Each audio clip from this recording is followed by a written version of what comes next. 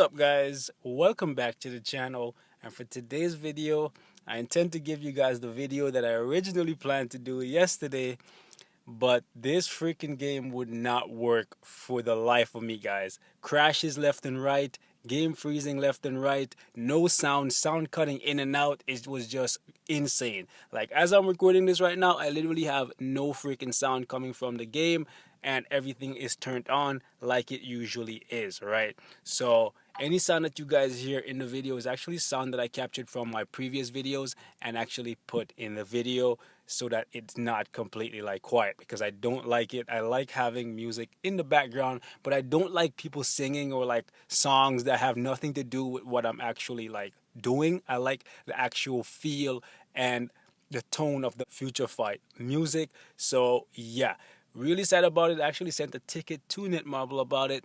No response, so I'm guessing they're too busy counting their money to even bother with me. Sad life, guys. But I don't want to spend this entire video complaining about not having any music in the game, which is sad. I want to actually talk about some of the good stuff in the update. Believe it or not, there are some good stuff. One of them is the new dailies. I really like this. The layout looks really cool. I like that the dailies actually changed now, so it doesn't get as stale and boring and repetitive as it was before, doing the exact same thing over and over again. It changes, and as you go along throughout the week, you hit these check marks, or checkpoints rather, that you then get rewards for hitting. So first you get that 55 energy, then 45 clear ticket, then you get some gold, then you get some more energy, and if you get it all the way full, you get 30 additional crystals that you never would have gotten previously. That is really good. I love the diversity of these new daily quests. These guys are doing riff. Anyways, I love the diversity of the new daily missions, and I love the reward system for being consistent. Really love that. The only problem I have here is a couple of these missions actually are really inconvenient, and sometimes you're not actually going to be able to do them. And what I'm talking about is, for example, this one right here. It says sturdy gear. This one right here, it actually means you need to upgrade one of your character's gear. And if you're a whale and you immediately max out all of your characters' gears, there's going to be days when you literally cannot complete this because all of your characters are already maxed out. Or if you're a new player, you don't have the materials, you can't max out a character's gear, or not even max out, just level them up. You don't have the resources. So this is something that's going to be tricky for some people. It's not necessarily hard, it's just inconvenient. However, I have seen people complaining that they actually have to beat World Boss Ultimate as a part of the daily. And I think that is complete nonsense, because the daily was always something that was quick and easy, that would get people to play the game casually and slowly build up a little bit of crystals. So if you're going to put something like World Boss Ultimate Clear as a part of the daily, that is really underhanded. And even though I can beat all of them, for the new players, that's going to slow down their crystal grind so freaking much. And we never had to jump a hurdle like that. There was never a point where we had to beat a world boss to collect the 25 crystals. So I don't see why they would put it here, so that you have to beat World Boss Ultimate to then collect your 25 crystals. Don't like that. Overall, this is a good change. I really like it. I guess this thing resets once the game hits the Thursday reset, because right now, as you guys can see, I'm back down to being on phase 1. Whatever. Oh, Shadowland is probably open now, but that's not what this video is about. Anyways, so should be interesting to see who beats it first. That's a really good change there. Really appreciate that. And another thing that I really like about this update, guys, is the fact that these ISOs, these chaotic ISOs, now when you upgrade these things, the bonus, or rather the stat that you get in the first slot, stays the same throughout. It is a great change, because it was something that made upgrading these ISOs once you equip them completely impossible for me. Because, for example, let's say you put a physical attack chaos ISO on someone like Black Panther and you upgrade it. There's a chance that it might turn into a freaking energy attack ISO, and then it's completely useless. So in turn, you're trying to upgrade a character's ISO to make them more powerful, and you lost a bunch of freaking attack stats, and the ISO is now useless. So then you have to completely remove it from the character and waste that ISO and waste another ISO. So really, really like this change. And to show you guys what I mean, we'll go ahead and upgrade one of these all attack ones that I have.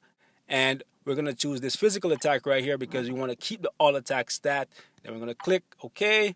And boom, as you guys can see right there, we kept the all attack. And that is great. We'll do another one just to show you guys what I mean. And then we'll move on to something else. This time, maybe we'll keep the physical attack, use the all attack, and then boom. So same how it works for upgrading obelisk or custom gears, whatever you guys want to call them.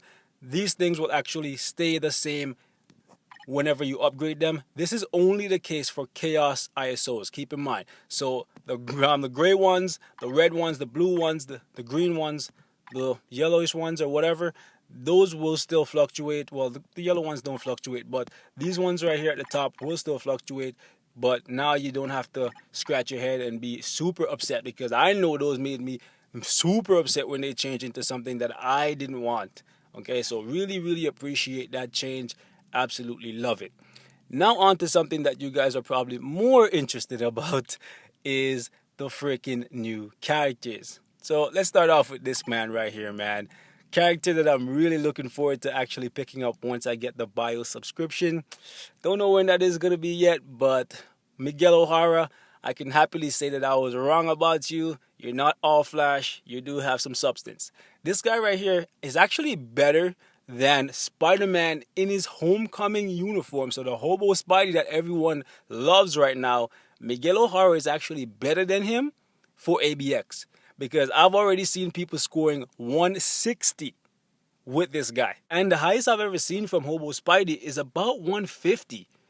I'm sure that's not the highest possible, but the fact that he has a uniform and Miguel can outscore him is actually pretty crazy. So I really look forward to picking up this guy. The only thing I'm really interested in seeing from him now is some PvP. How does he stack up when compared to Hobo Spidey in terms of CC and high frames? I know he has the iframes, we've seen it, but how does the CC and the iframe work together is going to be really, really interesting for PvP, because if he can beat Hobo Spidey there, boy oh boy, that's going to be a real challenge to face this guy in PvP.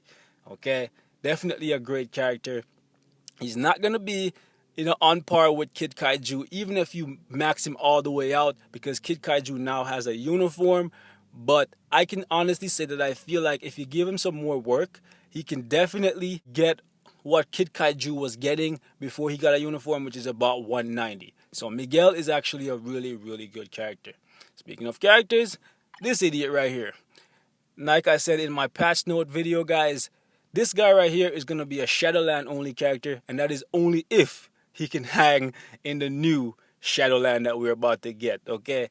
This guy right here, he's, in my eyes, on the same level, maybe even lower than Rhino. And in terms of the Sinister Six, I put Rhino at 5th. So Rhino is at 5th, and this guy right here is about the same level as him, if not lower. He has literally no iframes in his kit from what I can see. His skills look cool, and I don't see him doing a lot of damage from what I've seen from people so far. His survivability is not good either. So that is why I actually worked on his wife first, like I told you guys in my initial video. I already have her at 6 stars actually, and I was gonna make a video on her yesterday, but the game wasn't freaking working properly. Sad freaking life. Where is she? There she is. So I already have her built up, and she's already 6 stars. Gears are in good standings. Not going to give you guys a full review because honestly, it's too soon to give you guys a full review. But what I can tell you is that she's actually very, very good. A lot of people were expecting her to be another She-Hulk because of the leadership, but her leadership is not as good as She-Hulk because She-Hulks give 55 with her uniform. However, guys, she's actually amazing as a character outside of her leadership. I'm not going to say go ahead and tier 2 her because her tier 2 doesn't really look that good, but at tier 1, she strikes me as a Medusa. Medusa with She-Hulk's leadership. So if you think Medusa is a really good character, go ahead and invest in her because she has the damage block, she has the iframes, and she has a good bit of damage. It's not over the top, but she can hold her own. And since she is a super villain, she's going to be useful for your Carnage on Thursdays, which is Combat Supervillain Day. Okay, definitely a really good character, and the character that you should spend your tokens on, because that's who I spent mine on. That's how I have her built up. I did drop a ticket on her, and I did use some Shadowland selectors on her, and that's how I have her already completely, like, not completely built up, but built up well enough. Okay, so that's my thoughts on the new characters. Miguel is definitely the best one, but she is second in my eyes. Okay, and you have Absorbing Man, who's dead last. Like, if you have Rhino, you don't need him. If you don't have Rhino, you don't need him. Okay, and I mean Absorbing Man. You probably don't need Rhino either, but whatever. Oh, since Kid Kaiju just popped up, let's talk about Kid Kaiju's uniform. Now, this uniform right here, if you have Kid Kaiju, go ahead and buy it. If you don't have Kid Kaiju and you think you're going to buy Kid Kaiju, go ahead and buy it. Because this uniform is going to bump Kid Kaiju from being a character that scores about 180, 190 when fully built up in ABX to being like 240, 250, if not even more, depending on your cards. Very, very good uniform, and it's going to make this guy a complete savage in PvP. He's already super freaking annoying to deal with in Conquest. God knows how bad he's gonna be now with the freaking new Hivo or Summoner slash whatever they want to call it. Is just gonna be amazing to watch this guy. I'm sad when I'm really gonna be sad when I'm on the receiving end, but once I have him, it's gonna be amazing to watch him work, man. As for the uniform appearance, it's not bad. It's okay. It's not bad. Okay. Now, as for Gwen Stacy, man, I'm not a fan of these uniforms where they literally, I don't even want to call this a uniform, where they literally just take off the character's mask and then be like, okay, this is their uniform. Because there's literally no change. Like, look at it. They just freaking took off the mask and called it a uniform.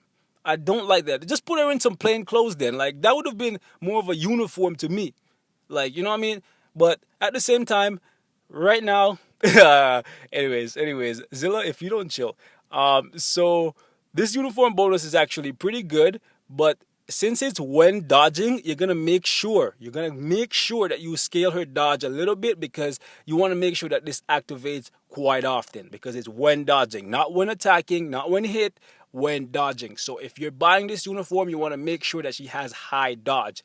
As for the skills, the 4 skill gets a big bump in terms of damage, but the rest of the skills just kind of stay the same, and they get a little bit more CC and crowd control and a little bit of AoE sprinkled in there. This uniform right here, personally, the only way I'm going to buy it is because I already bought Thanos' uniform, and it is needed to upgrade his uniform if I ever decide to upgrade it. As for the uniform overall, if you like Gwen, go ahead and get it. Let's go ahead and take a look. Ooh, well, I guess we're looking at you then. We're going to look at somebody else. But so as you guys can see, I already have the uniform. Really love the bonus. It is great. All the skill changes are amazing. Really love the 4th skill right here. It's sad that it doesn't apply to like world bosses and freaking frost beasts and stuff, but it is freaking amazing.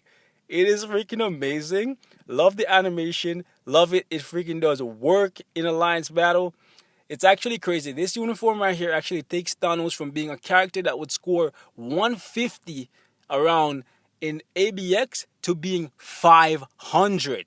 Yeah, Wolverine Doctor Strange level just by upgrading this uniform. You need to upgrade it though.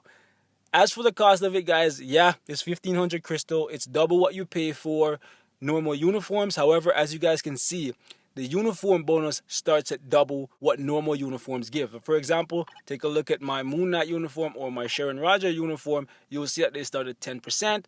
Thanos, because he costs 1500, his starts at 20. However, when you upgrade someone like Sharon Rogers or Moon Knight or any other uniform, you get double the original value in terms of percent. So they'll go up to 20. However, for Thanos, they kind of shafted us. You don't get 40, you get 35. And that's something that you should keep in mind right there. And I kind of know why, or at least I can kind of see why they would do that. Because if you take a look at this guy, you'll notice he's missing an Infinity Stone. That might be the missing 5% right there. And there may come a time where you have a way to actually, I didn't tell you to attack. There may be a time in the future where Netmarble makes it so that you can earn that farm, that final Infinity Stone. That would be amazing. Hopefully that's how they do it. However, more than likely what's going to happen here is when Infinity Wars get released next year, then they're going to give him another uniform and he's going to have all 6 stones. So, with that in mind, when it comes to purchasing this uniform, it is buyer beware, because Thanos is a character that Netmarble knows they can milk. So it is not unlikely that within a few months, 6 or so, Thanos is going to get another uniform, and this one is not going to become obsolete, but it's going to be weaker than the new one, because history shows that every uniform in this game is always superseded by the one that comes after it. So, buyer beware. If you do not have Thanos already 6 stars and you're not a super fan and you know that you don't mind spending that 1500 crystal, knowing that you're probably going to have to spend another 1500, then don't buy it. Am I telling you that this uniform is bad? Absolutely not. It is badass. Love the way it looks. Love how he plays now. He is what he should have always been. Well, he was at one point, but then he's back at the point where he should be. I'm going to miss out on that riff, but it is what it is. Anyways, so he's back where he should be right now, in the fold with the top guys. So right now, this uniform is going to take him from being fighting with Wolverine at 5th spot to fighting with Dormammu for that 3rd spot. He's better than Dormammu with this uniform once you have it fully maxed up, but just putting the uniform on him is probably going to put him like in the 4th spot, somewhere around where Odin stands, okay, in terms of PvP usefulness and PvE usefulness. If you max it out, he's going to be just under Doctor Strange and Jean Grey, and just a little bit ahead of freaking Dormammu in PvE, and I would say around the same level as him in PvP. Okay, so keep that in mind, guys. You don't want to go in blindly if you don't have Thanos already built up. Don't buy the uniform. Just wait, because I am pretty sure that Netmarble is going to put this thing back on sale again and again and again within the next few months, because they want to make sure that they cash in now. That way they can cash in again.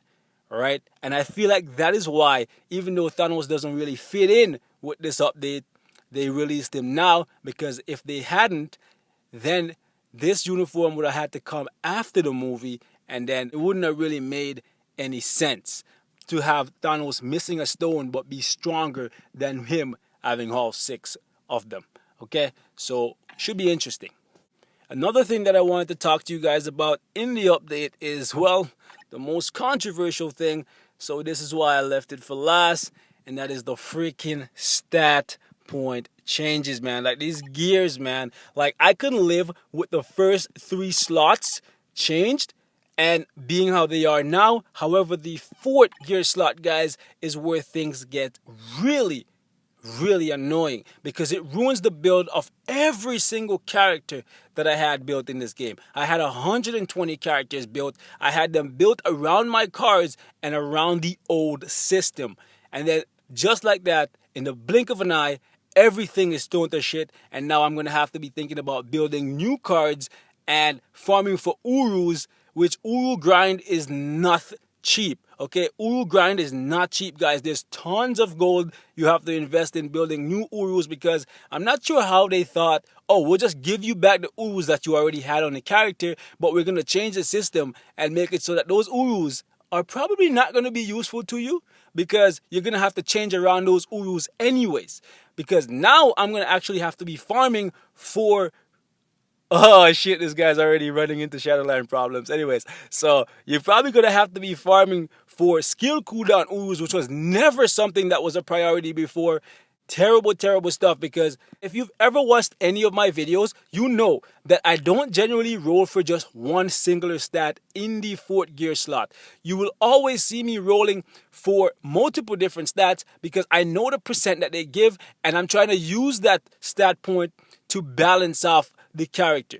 So now, only being able to choose one stat, it means that I'm going to end up being over in one thing and then being under in other stuff. For example, right here, ignore defense. I know that if I roll the entire slot, which is what this is now, for ignore defense, I'm going to get 5.9%, which is 6% ignore defense, right? And based on how I have my card set up, I know that I have 33% skill cooldown. So what I would normally do here is roll half of the slot for skill cooldown and then roll the remaining half for freaking something else. And that way I will have max skill cooldown and not be over in freaking ignore defense because I generally have the obelisk there to make up for it. Or for example, if a character gets freaking skill cooldown natively, I roll half the slot for attack speed and half of it for ignore defense to match up with my obelisk. So now with this customization option here gone, I now have no choice but to roll for one stat and be over in that stat and be under in other stats that I'm then going to have to make up for with Urus, which I never had to do before, right? And like I said before, man, Uru grind is not freaking cheap. It's not easy. It takes months. If you guys have seen my Uru videos, you know how much those things cost to build up. It's just really, really freaking annoying, and I don't want to drag this video on, man. But let me know how you guys are feeling about this new system, man. I want to attack this new Shadowland thing and see how it is and hit some of these rifts. So that's all I have to share for this one, boys. Like always, thanks for watching, and I'll see you guys in the comments. That Thanos beam, man. That new Thanos beam is no joke. Absolutely love it, boys.